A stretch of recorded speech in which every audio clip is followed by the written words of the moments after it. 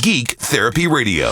Welcome to Geek Therapy Radio. I am your mental curator, Johnny Hamburger. What a year 2019 has been. I hope it was a good year for you. I hope 2020 is even better.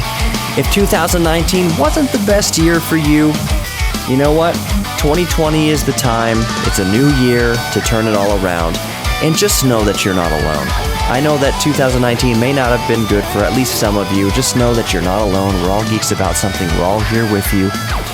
This is a supportive community, and just know that I love you. I can speak for myself. Just know that I love you. Thank you for listening to Geek Therapy Radio for another year, 2019. This episode is going to be a look back at Geek Therapy Radio in 2019, kind of some highlights from past guests I've had on the show. And we're going to start off tonight with an author, Kate Howells. She was the author of a book called Space as Cool as F-U.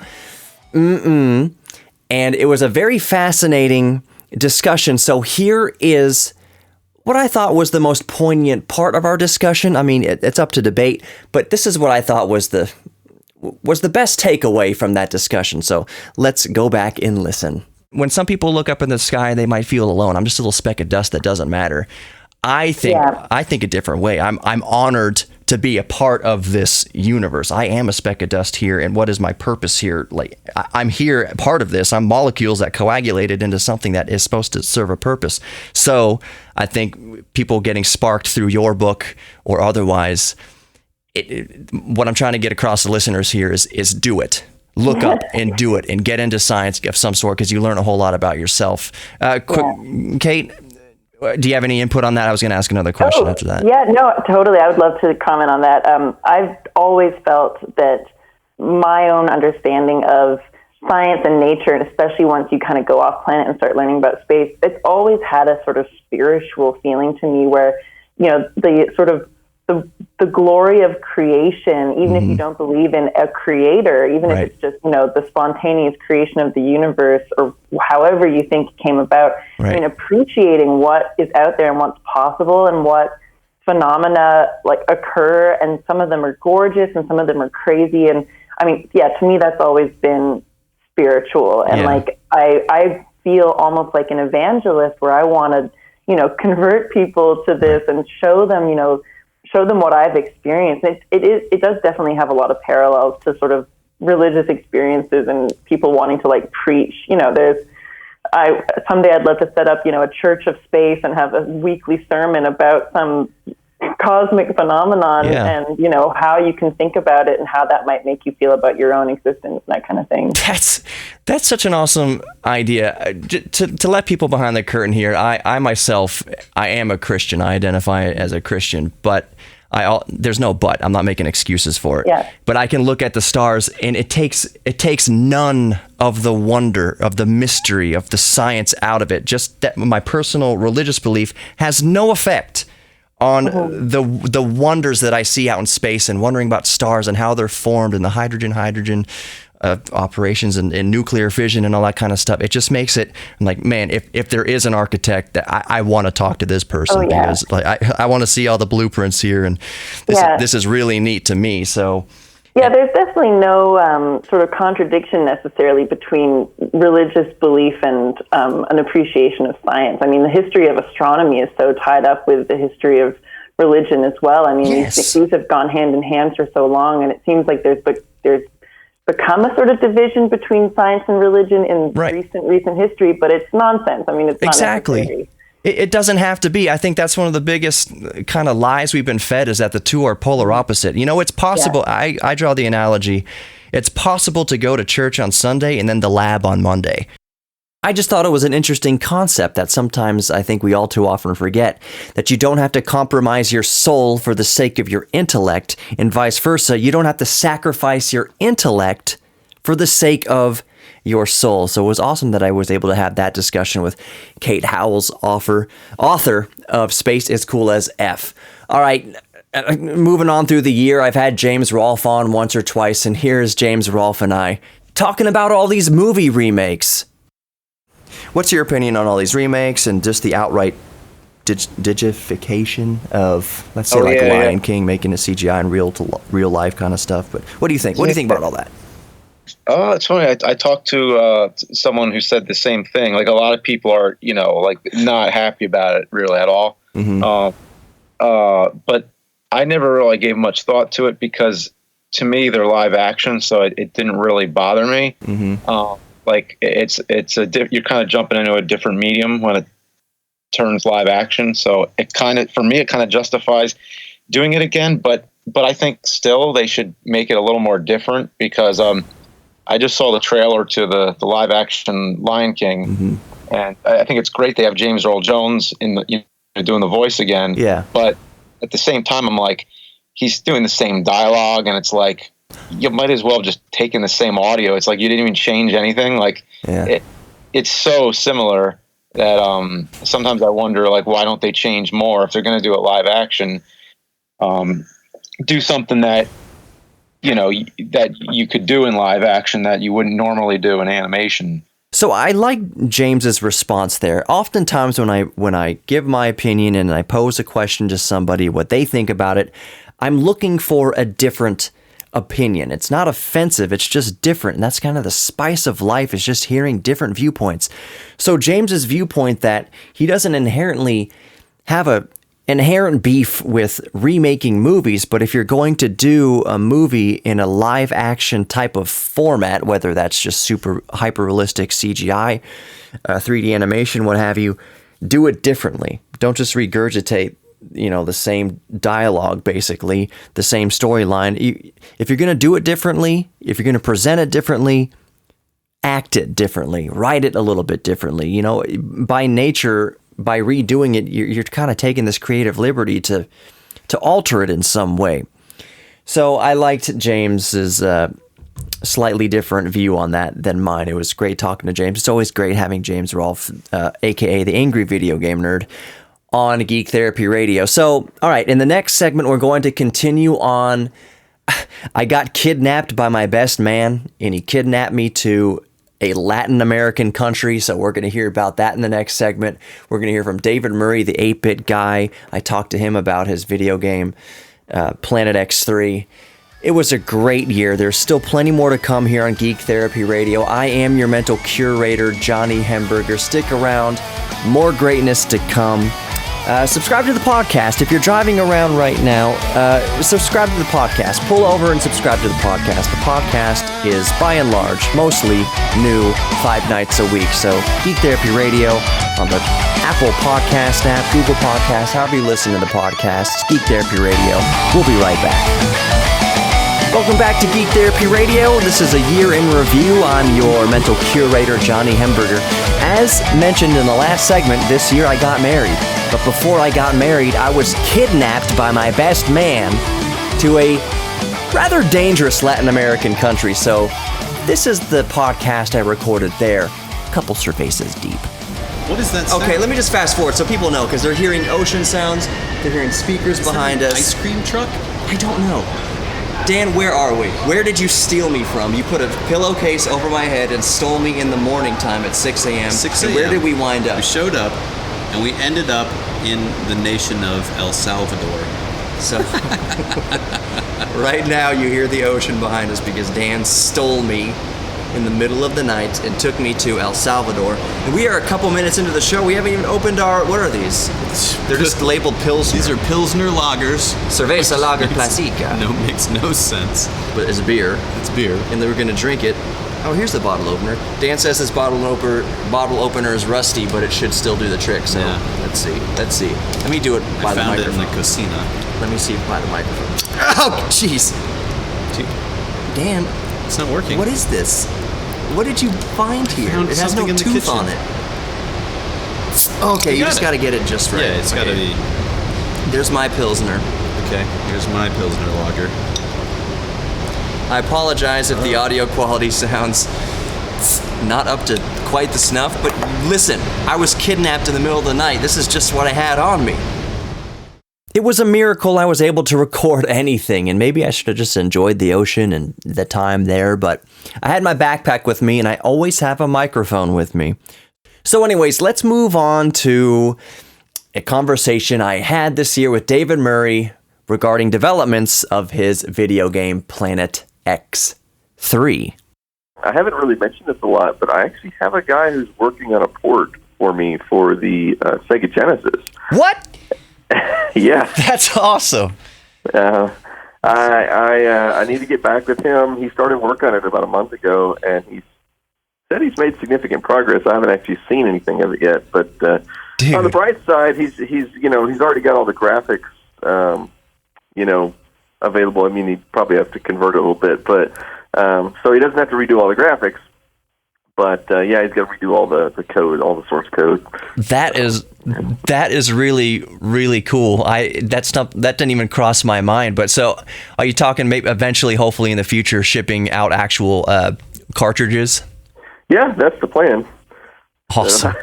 I'm actually really curious to see how he's going to do the interface too, because Planet X3 requires quite a few different keys on the keyboard to initiate different commands, and obviously when you're dealing with something like a game console, he's going to have to redo some of the interface to make it work better with the controller with limited buttons. Yeah. So I'll be curious to see how he does it. So I have two extremely facetious requests here. One, that he does a port that can completely take advantage of the 32X add-on, and also make sure it's compatible with the Sonic and Knuckles what do you call it? Sister board, daughter board, whatever you want to call it. You know what I'm talking about, Sonic and Knuckles, where you could put Sonic 2 and 3 on top of it, and then you could play as Knuckles inside Sonic 2 and Sonic 3. If Planet X3 can use those two devices, the 32X and the Sonic and Knuckles cartridge, that would be awesome. But I would be curious to his take on that. I'm being completely facetious with this, but you never know.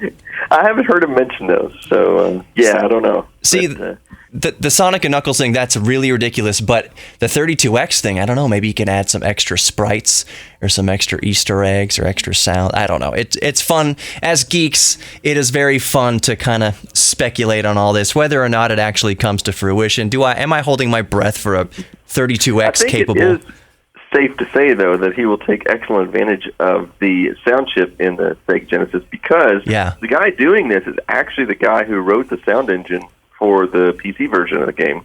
What I love about what David's doing with Planet X3 and what he does with his dream computer and anything else he's working on, that it is so beautifully open source, that his viewers, his YouTube viewers, his community on Facebook, they all come together to bring these communal dreams to reality. And I freaking love that about David Murray, the 8-bit guy.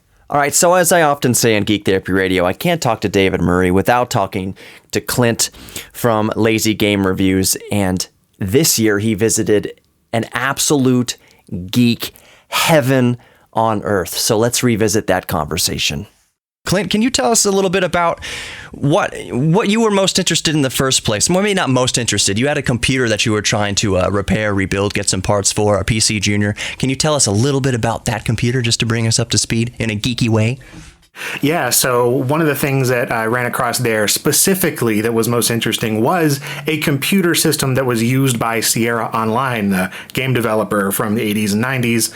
And this in particular turned out to be a programming / quality assurance type computer that was used by none other than Ken Williams, the lead of the company. I've just recently found out since the video, actually. I've been able to confirm it with him and some other people at Sierra. And when you boot it up, it says Ken Williams Super Junior at your service.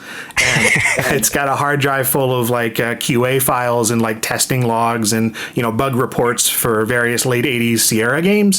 So that's just one little thing that we found there that just caught my eye. And there's a ton of things just like that. I mean, the room that we found that in is floor to ceiling of just endless boxes of these things like that. We just happened to notice that one because it had the big Sierra logo in the box, but I mean, the other stuff that's in there, it goes back to the mid-70s in that room alone. Oh, yeah. The big main... did you see any mainframes in there? Big, giant truck-sized... Oh, sure. Oh, yeah. And the reel-to-reels for all the data as well. Those themselves, if they're not completely destroyed by the ravages of time and climate. You know, Dallas is very hot, and magnetic tape does not do well in the heat unless you can rebake it. Recording studios will quote unquote bake tapes to kind of adhere the substrate and everything like that. But that it's just the tip of the iceberg. Those reel-to-reels and those mainframes are the tip of the iceberg. And the thing is, what was truly one of the most amazing things was that not only was it parts and other, disassembled things in various states of disrepair, but brand new in-box old stock. What do you think was some of the coolest stuff you saw brand new, old stock, just in the box, unopened, completely just time capsuled? What were some of the coolest stuff you saw? Well, relating to some of the mainframe stuff, we found a whole bunch of reels of mainframe tape that had never been used. They were still sealed, and they looked to be in good condition. We took a couple of those just back. There's one of the guys that was there. He actually deals with collecting mainframes and stuff, and he was looking at them, and they looked amazing. I mean, they smelled brand new. They'd been in there probably since the early 80s, it looked like. But yeah, and there were pallets and pallets full of brand new computers from IBM and, a bunch of things that had gone through separate, looks like wholesale deals. So maybe if they weren't brand new, they were at least complete pallets full of different computers from Zenith, Compaq, IBM, Hewlett-Packard, just things that were, they're full-size pallets. So some of them that on the bottom, they're probably kind of messed up by now, but the ones we were pulling out from the top and the middle still looked great. And a lot of people have taken some of these home and, opened them up, and they're still working fine. You may have to replace a battery here and there, but other than that, it's amazing. Just the pallets full of IBM stuff alone, the software. I mean, there was most of it seemed to be from the mid to late 80s. And from what I've been able to tell and having done some more research, it looks like that the owner of the place, Richard, was really involved in that business of just sort of buying out used and new old stock or things that didn't sell and just stuff like that from the late 80s and kind of running a business like that. I found a bunch of ads from like PC Magazine back in the day and some newspaper prints and things of him just saying, look, I've got this tons of stock here at this place. If you're a company and you need these old parts, here you go. Or if you're a company that has a bunch of legacy hardware and you just want to get rid of it, then they were free to send it a computer reset. And he actually put in the ad, no questions asked. We will take your old hardware. So it's just... And he did. Yeah, he did. He took it all and no questions asked. It's always an absolute pleasure to talk to Clint. Always a pleasure to talk to David. They are quickly becoming best friends of Geek Therapy Radio. And speaking of best friends of Geek Therapy Radio, in the next segment coming up, I talk to Colin from the YouTube channel This Does Not Compute about preservation of our current history into the future. What kind of storage media will we use? It's a very fascinating discussion that I had with him earlier this year. More Geek Therapy Radio coming up. Don't go anywhere. Welcome back to Geek Therapy Radio 2019 Year in Review. It's kind of a best of show where I'm sharing clips of my best conversations from 2019, and we're moving on to Colin from the YouTube channel This Does Not Compute. I'm super proud of Colin. I have watched his channel just explode. It's been wonderful to watch. We talked about storage medians and how we're going to preserve our current history into the future. Microsoft announced that they had this Project Silica, which is they claim it's going to preserve data for hundreds of years, if not thousands. And that got Colin and I onto a very fascinating discussion. So I'm just kind of wondering with this Microsoft, storage method in this glass, you can say decades or centuries, but if it's like any other kind of storage median, the work is cut out for you, and no one's going to be around in 1,000 years to test it. Well, so that brings up a really interesting topic. Mm-hmm. And that is, like for hundreds, thousands of years, we've had like books, people long time ago. And that's how we carried historical information from then until now. Since we're moving all digital, like what's going to carry that information forward? Like 1,000 years from now, kids sitting in class or learning however it is kids learn in 1,000 years, how are they going to know what life was like now if everything that we record is digital?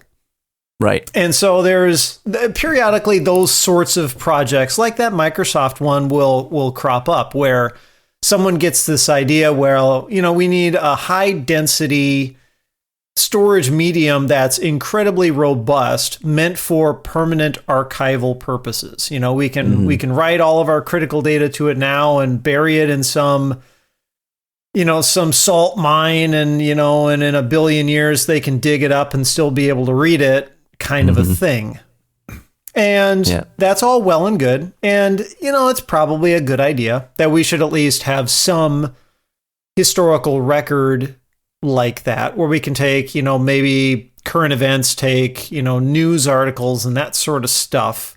More, I guess you could say, like official historical kind of records of what we would want to, the most important stuff of what we would want to carry forward about what life is like now, and save it to some sort of medium like that. Yeah. But where my head has been at, because, I'm dealing with archival data all the time, because I keep every scrap of media that I create for my YouTube channel. I never throw any of it out. There are some YouTubers who create a video, and as soon as they upload it to YouTube, they just delete everything and start fresh. I keep absolutely everything. So I'm getting into the terabytes range of content, like tens of terabytes. Yeah. I'm at the point where every year I have to buy a big hard drive just for that year's archive. Right. And so where my head has been going to is, we don't, for the bulk of our data, we don't necessarily need a permanent, really robust, thousands of years archival media. We just need to keep rolling the data forward. Right?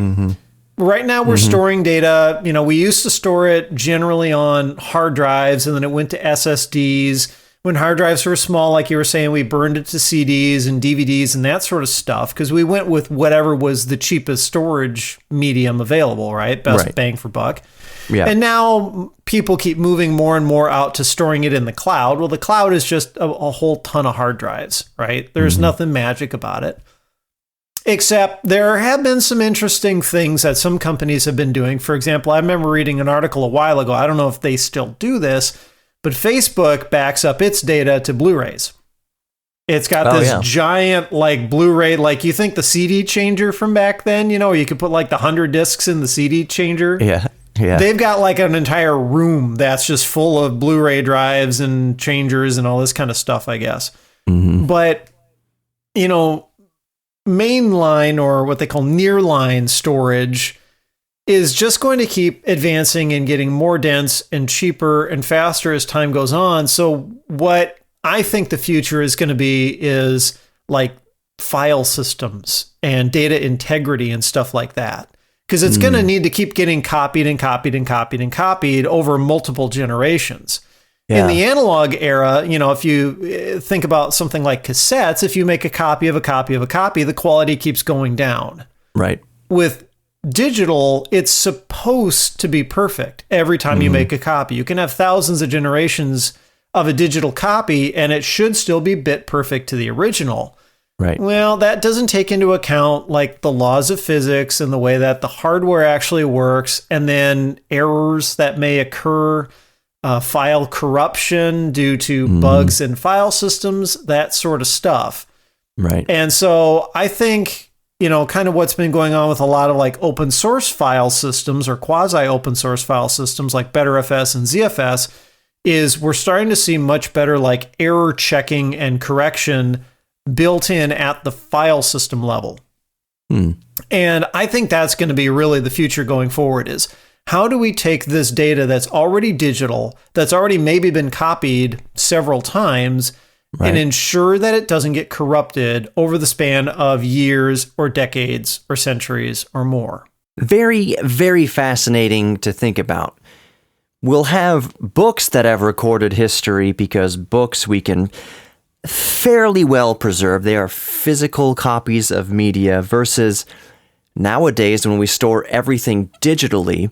Is there even going to be a device 10,000 years in the future that can read storage media from 10,000 years in the past. It's a very fascinating concept to think about. So again, my thanks to Colin for coming on to Geek Therapy Radio multiple times this year, and I would assume multiple times in the next year. Okay, moving on to one of the coolest interviews that I had the privilege of doing this year.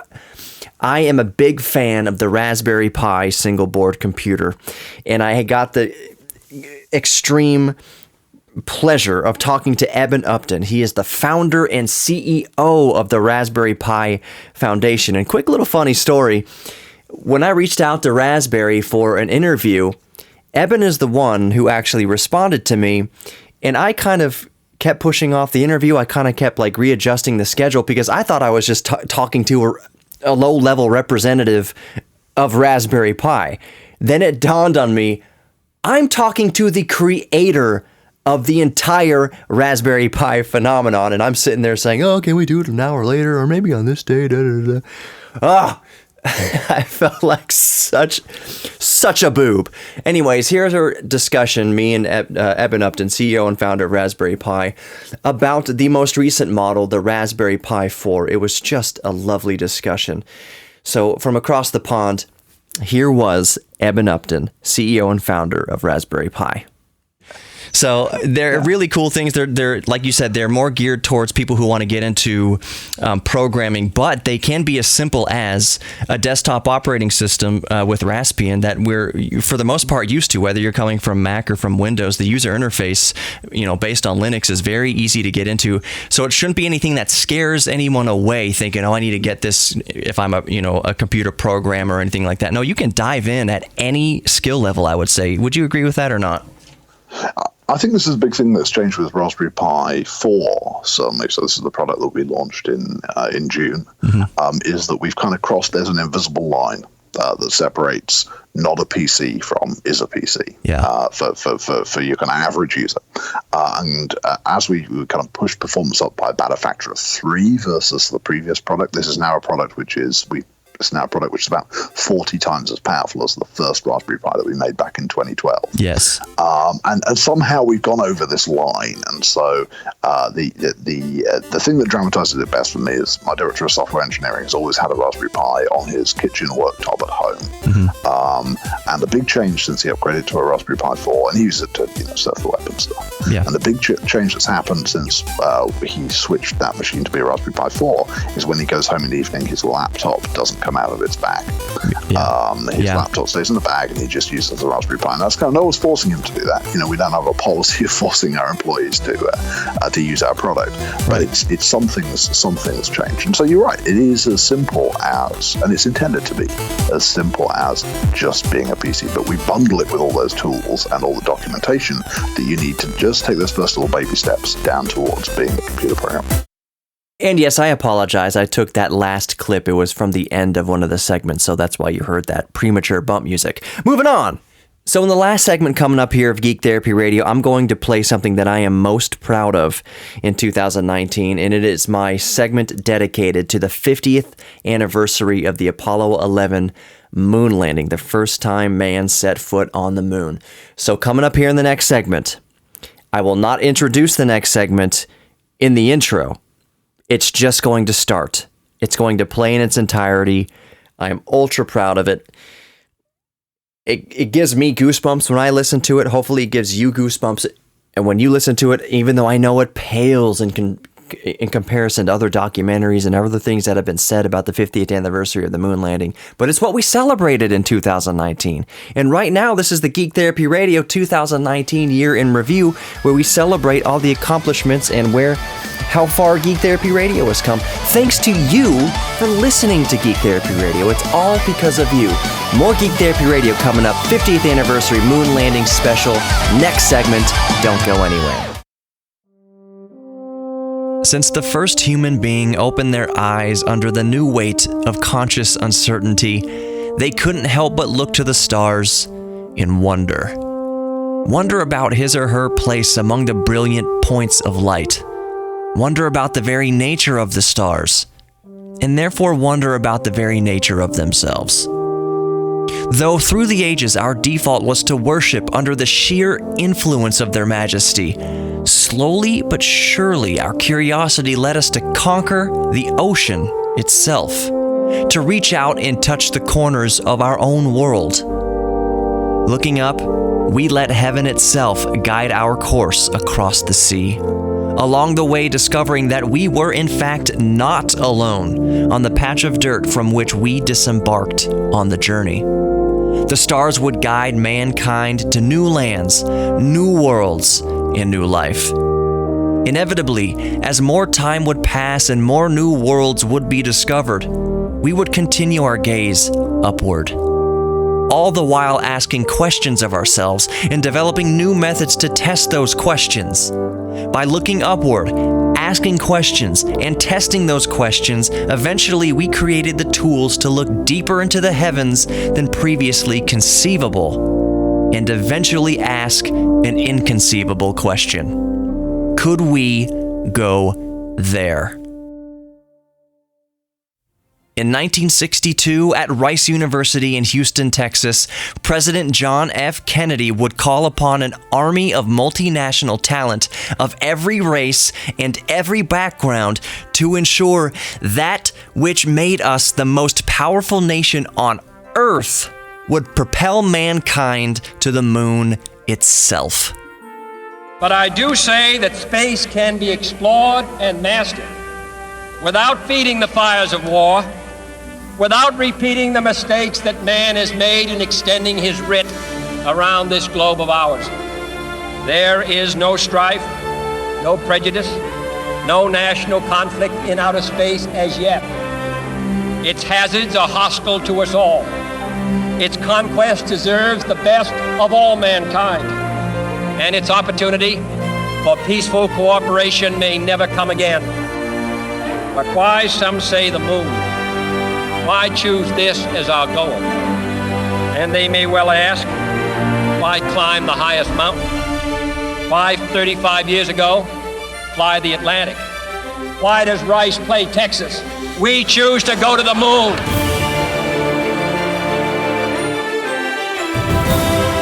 We choose to go to the moon.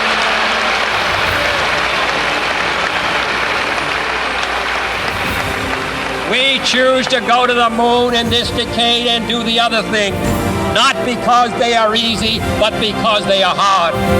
Because that goal will serve to organize and measure the best of our energies and skills. Because that challenge is one that we're willing to accept, one we are unwilling to postpone, and one we intend to win. And with that challenge, and within 7 short years, 3 men sitting on the shoulders of giants, fueled by the desire to honor those who gave their own lives in this pursuit, would strap themselves to the most powerful machine ever created in human history and hurtled themselves violently out of Earth's grip at over 17,000 miles per hour to reach the terrifying serenity of nothingness.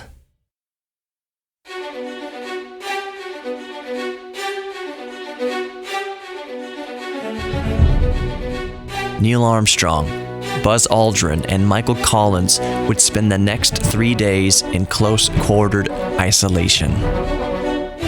A unique predicament to feel cramped while floating through the almost complete nothingness of outer space. Each day, home growing smaller while the prize grew bigger. Apollo 11 would enter orbit around the moon about 75 hours after launch. While 3 days of isolation would be torment in itself, communications blackout during the portion of orbit which found the spacecraft on the opposite side of the moon must have been surreal.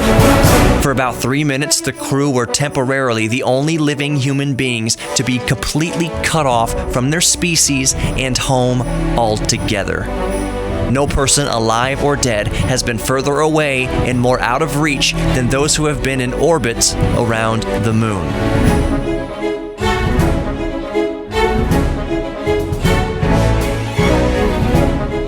Armstrong, Aldrin, and Collins were seasoned professionals, however, enduring years of training and preparation. As the three approached the landing site in the Sea of Tranquility, the lunar module would detach from the command module, leaving Michael Collins behind to maintain lunar orbit while Armstrong and Aldrin made the final descent. Then, on July 20th, 1969, 2:17 Central Standard Time. 5%. 185. 875 feet. That's looking good. Down a half. 6 forward. 60 seconds. Lights on. 6.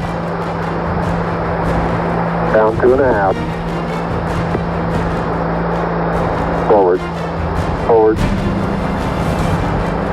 That's 40 feet down 2.5. Picking up some dust. 30 feet, 2.5 down. Straight shadow. 4 forward. 4 forward. Drift into the right a little. 20. Down a half. 30 seconds. Forward. Drift. Okay.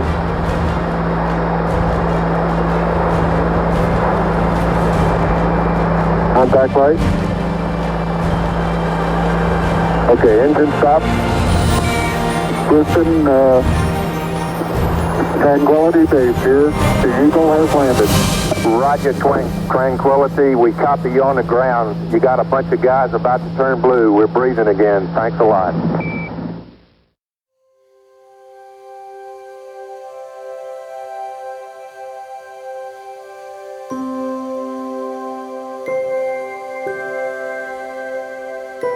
And then came the words, perhaps the most famous sentence ever uttered in human history,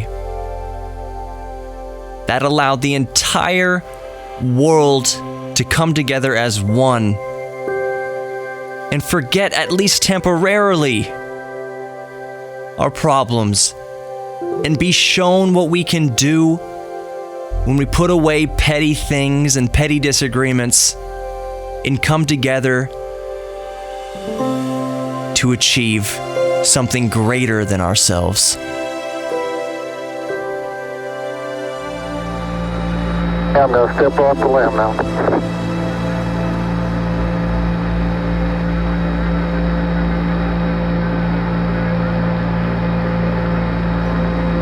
That's one small step for man, one giant leap for mankind.